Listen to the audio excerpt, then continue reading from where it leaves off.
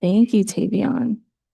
And for Miss Pearl, who's also with Sanctuary, could you please tell us from your experience at Sanctuary, what are the most common barriers youth face when transitioning out of care for support or support programs? So I was a case manager for two programs at Sanctuary. The first one was the TLP, Transitional Living Program, and the second program was the Guma Manhoben. The number one barrier that I face with any of my clients who are transitioning out is renting. Being a first-time renter without having any type of financial support or financial backing, a lot of the realtors are very hesitant to rent out to them, especially with the tainted image of coming from Sanctuary. No, they think they're delinquents. They don't want to rent to them. So that was a huge barrier. A second barrier that I faced in terms of any of my clients phasing out was public transit.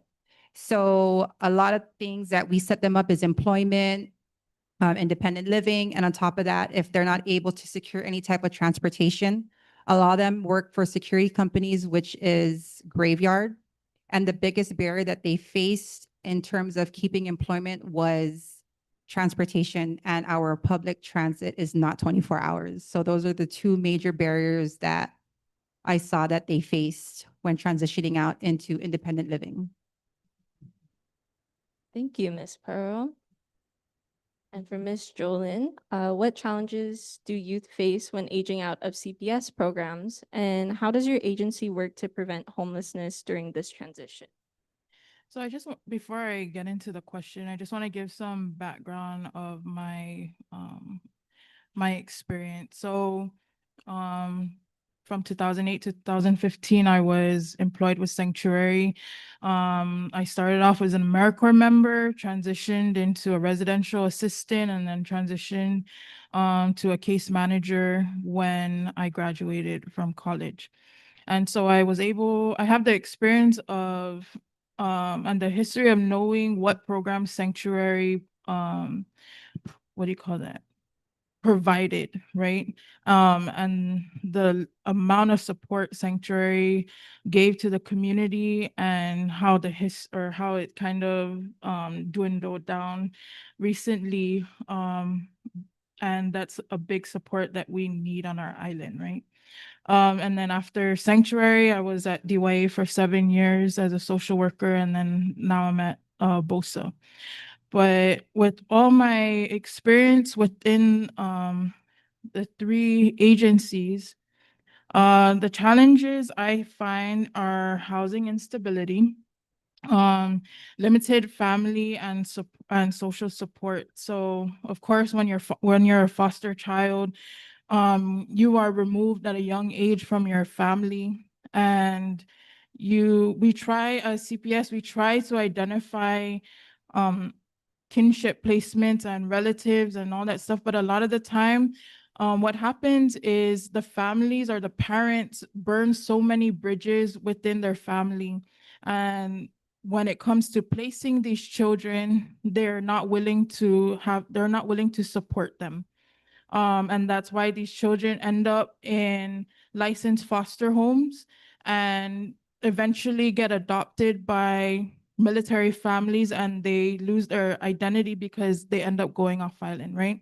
Because a lot of the time, actually, I would like to say about 80 to 90% of the licensed foster homes on Guam are military families. And it's heartbreaking because I'm very um pro culture, right? And so when I see that a lot of the military families are adopting our children, and they go away, I'm like, that's another child that is not going to know their identity, right? Because they're going to learn all these other things. And um sorry, moving on to I want to stay on track, but that's one thing, right? So family supports when it comes to kinship placement.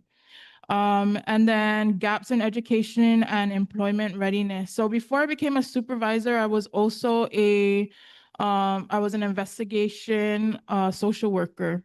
And that's the part of CPS that you're going to be going out and removing children from homes if it is deemed necessary. And so what happens is I could go into a home and I would have to remove a child because they were never in school and they're already like 10, 11 years old. Okay, so, and I don't know if you know this, but when a child gets enrolled into GDOE and they're 10 and 11 and they've never been to school, they don't just go to kindergarten and be with their and learn from the basics, right? Which they need.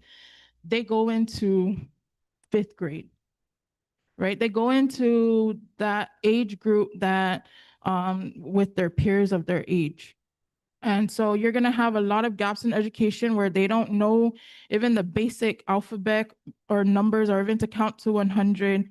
And overseeing the shelter, that's something that I constantly have trouble with when dealing with the children at Igumamina Asi, is that they're not at the level, they're all kind of at a kindergarten or 1st grade level. So when they get older, they didn't lose, or they still lost all the education time, right? And so when it comes to them aging out of the system, they're not ready for employment because they're not able to communicate properly. They're not able to count. They're not able to do a lot of things that they should have learned in school. Another thing is life skills and financial literacy, right? When you're at home, your parents are supposed to teach you these life skills, but sometimes the parents that we are involved with, right? They don't teach their children anything. They kind of just here's the phone, let the phone teach you the alphabet, or they don't interact or they don't do anything, and then they constantly see the abuse happening in the home with the parents, the domestic violence and all that stuff. And it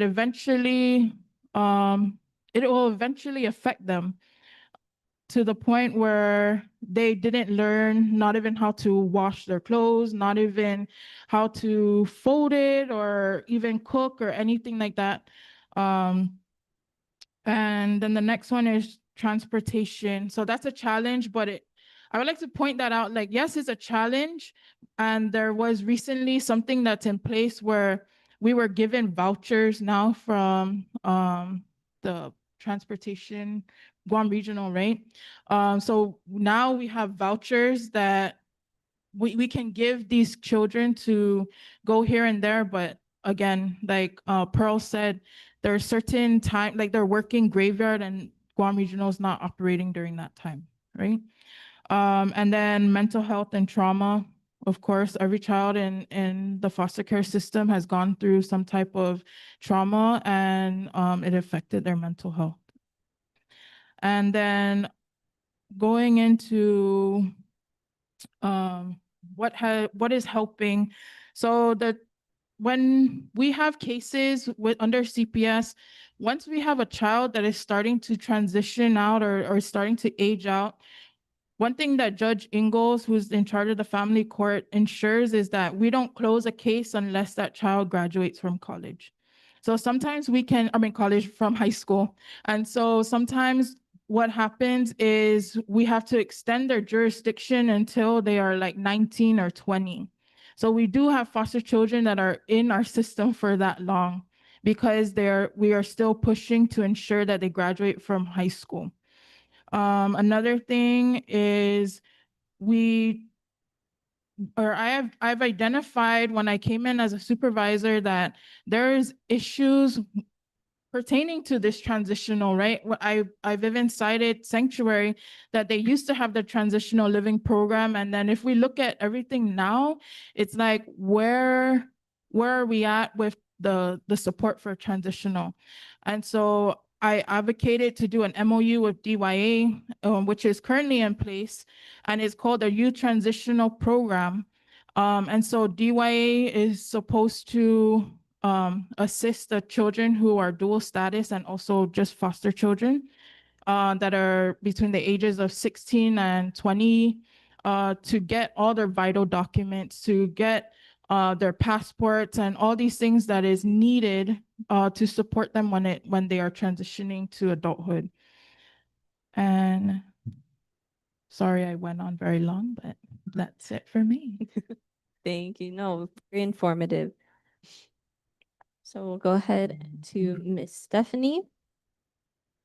So what does the transition process look like for youth aging out of DYA, and what gaps do you see in ensuring they don't fall into homelessness?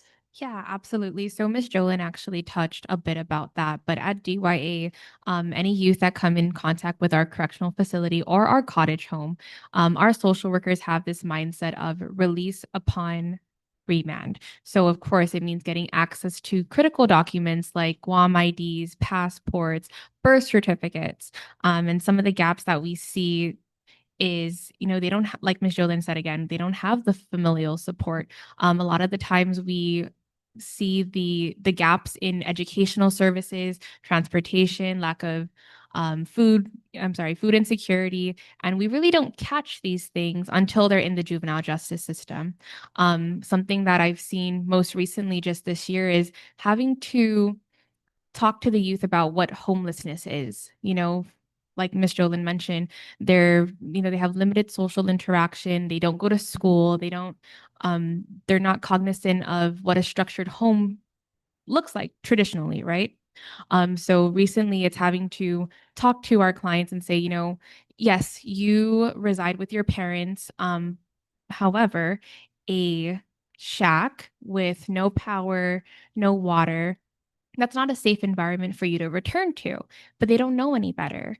And instead of, remanding them and um, being very aggressive with them, we have to have that compassionate care.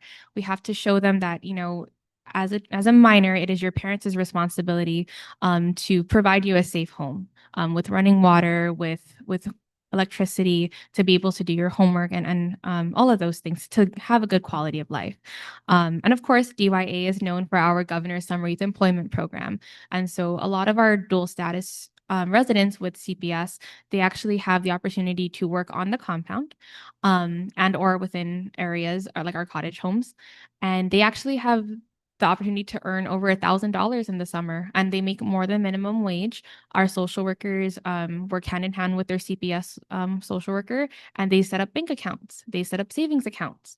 And, our students take pride in earning their money, being able to learn financial literacy skills, being able to save.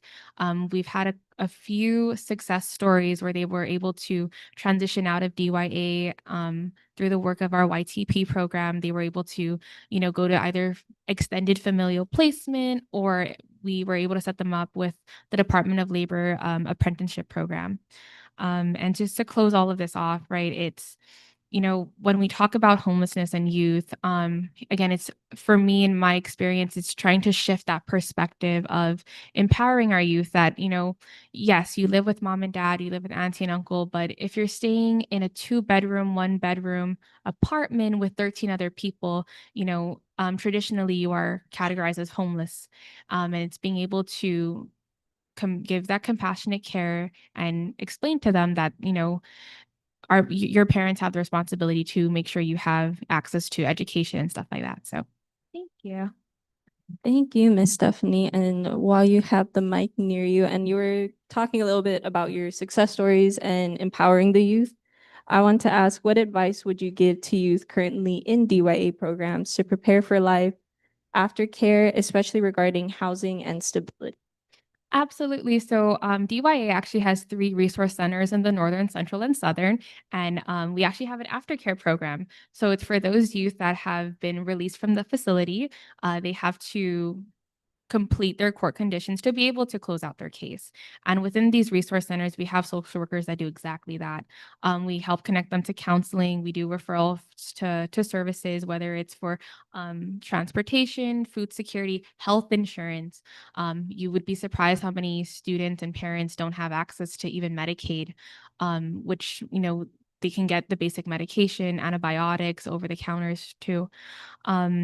And so within our aftercare program, we really empower our youth to take charge of their future. We work closely not only with CPS, but with GDOE, with probation. And just yesterday, I attended juvenile drug court graduation for one of our long-term aftercare clients, and his story was very inspiring and very empowering. I'm kind of going on a tangent, but it's really important because they also experienced homelessness to some extent. They were multi-family, multi-generational households, and it took the dad to kind of hit what he would call rock bottom. And my client also shared that in his speeches. He saw his dad at his worst point, and that made him want to shift. He wanted to break that generational curse, and so he took his aftercare very seriously. He was a very example star student within the juvenile drug court, and so it was that shift, that mindset shift, to be one that he wanted to do something better for his family. And so he was able to work within the governor's summer youth employment program. The dad works night shifts, and they were able to move their family of 5 into a 2-bedroom, 1-bathroom apartment. More comfortable, more privacy and more space to be able to live comfortably and have a better quality of life compared to their previous living situation. Awesome. Thank you. And for Ms. Jolin, as you mentioned earlier, you do have the experience in both the nonprofit level and the governmental level, and you kind of spoke about the collaboration with DYA. But how can CPS and other agencies collaborate more effectively to create a safety net for youth exiting care systems? Sure. So, something I always want to point out is that we call the foster children wards of the state, right? Because basically it's all of us. All of us needs to be a part of their success, and it takes a community. And so when I say that, it's also like sometimes we get pushback from a lot of the agencies when it comes to certain things that are needed for foster children. And we're just like, we're just trying to get to the same place and to ensure the success of this child. And so a part of that is also early joint planning with CPS, GURA, Guam Behavior, GDOE.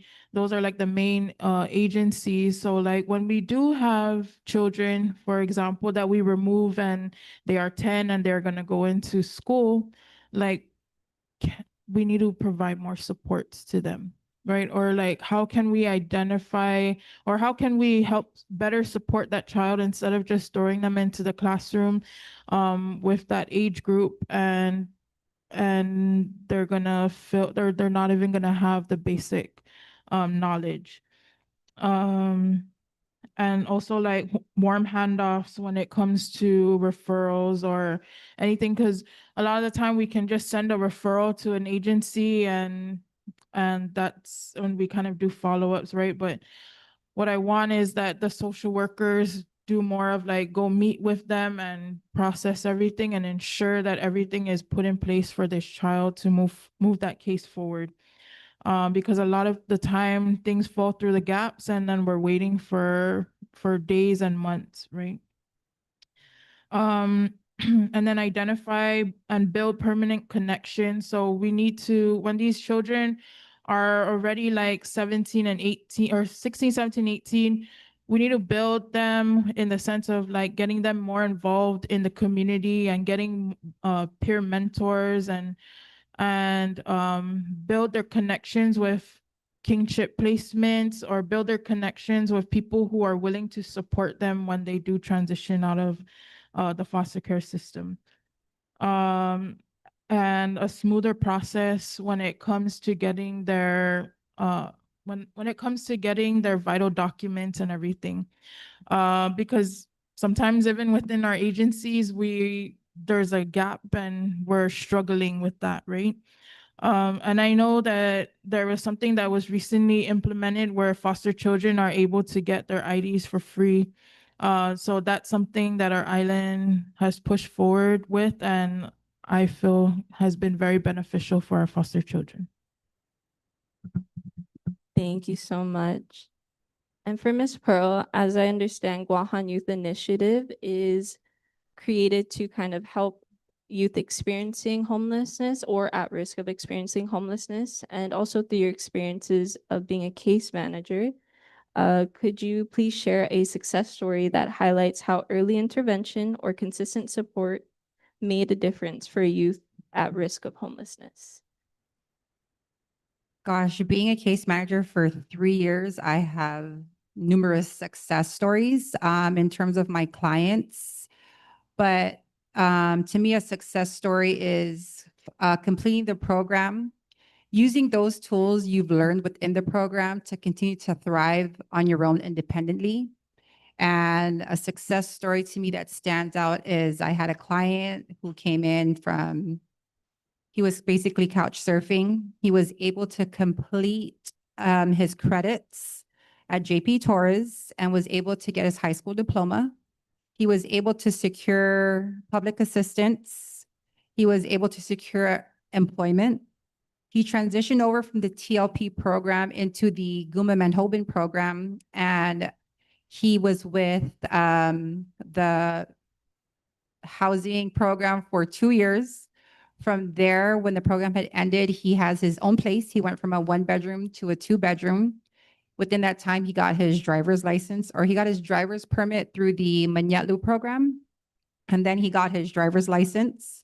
And then he purchased his first vehicle at AutoSpot. And after that, now he is renting a 2-bedroom on his own with no assistance. And he has permanent employment in the hospitality industry. So seeing the client you work with very closely continue to practice with the tools he's learned throughout the program till today, I mean, that in itself is a huge success. That's why I say this job is rewarding, is when you continue to see their growth. That's one of my success stories. Thank you, Ms. Brenna. Thank you, Ms. Furrow. And for Tavion, as you kind of shared your background a little bit, what message do you have for other youth who may be silently struggling, and how can communities better listen and respond to their needs? For me, to share my background and what I've come from, I would say depending on a parent that isn't mentally or physically there can really damage you as a child, especially when you feel like the most that you need from somebody is love. When you don't receive that for a long time, you tend to close up and become timid, you become shy, you would develop anxiety, you go through depression. So the message I would want to give out to the rest of the youth is the things that you set your mind to, the thing that you want to accomplish the most is possible, because it's a matter of willpower. Like our Father has given us the power to do things that we put our minds to. So for me, my outlet was God, because I didn't have anybody really to turn to. So I made the decision on my own to sit down and open the book and read his word. And as I battled daily problems or went through daily situations, the Lord had every answer in his book. So my message to all the youth out here is, when you don't have an outlet to go to or to run to, you can sit yourself down and turn to God, because he will always be there in your corner. As of me doing things on my own, everybody is individually different. So I can't say that it'll be as easy, but I can assure you that God doesn't give up on you. He doesn't leave your corner. As this is like pure, how do I say, what's the words I'm looking for? This is like pure evidence to what he's put me in. Like, I'm now a part of a community that supports you. I'm now a part of something that's important to Guam. So it's like being in this today is very, very heartfelt for me. This is my success. Like, I can't say that, people, all the individual youth members have like the same thinking, but I can say that each and every one of us that are a part of this community share the same common cause or the same pain, so honestly, I'm just happy to be a part of something as important as this. So another thing I would like to say too, for a lot of youth that's my age or around my age, we face bitterness alone. Like, we face being torn apart alone. Like, a lot of us go through things that we have to fight in secret due to the fact that we don't want to be judged, or we don't want to be looked at in a certain ways. So it's like very conflicting when you grow up. Like you don't want to tell your friends like, oh yeah, I'm getting beat at home, or oh yeah, I'm not living with my mom or my dad anymore. I'm now staying at a friend's house, or certain things like that can tear a person's soul down, like make them feel belittled or worthless. So it's it's a very difficult road to come up out of, like especially when you feel like you're on E constantly. So, you know, like I said, God gives us the power to do anything that we put our minds to. And for me, I put my mind to breaking the cycle of being alone, breaking the cycle of being an outcast. Like you just have to find that, you have to muster that power, that faith, that hope to do something better with yourself. Because if you don't, you're just digging a hole deeper and deeper and deeper, and it'll be very hard to get out of it. That would be my message. Thank you. All right, thank you so much to our panelists. And now I'd like to open the floor to the audience. If there are any questions, you can raise your hand, stand up, talk out loud. All good? No questions for today? Okay, could we please just give our, That we did so well. yeah, let's give them a round of applause because they did so well, right? Yeah. All right, thank you so much, everyone. I hope you enjoy the rest of your day and have a wonderful weekend. Thank you.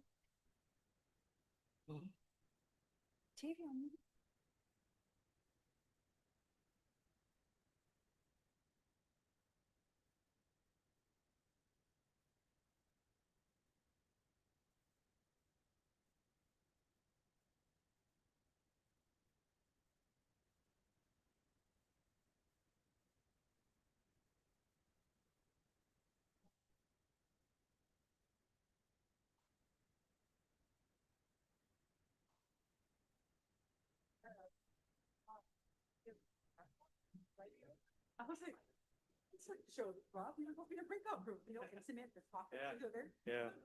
But it's like everyone like and no one showed up for the all the lived experience. All the folks. They went to catch the bus, so I like opened the door, like, come on there, like, hey, I'll break up. Yeah, they show. Yeah.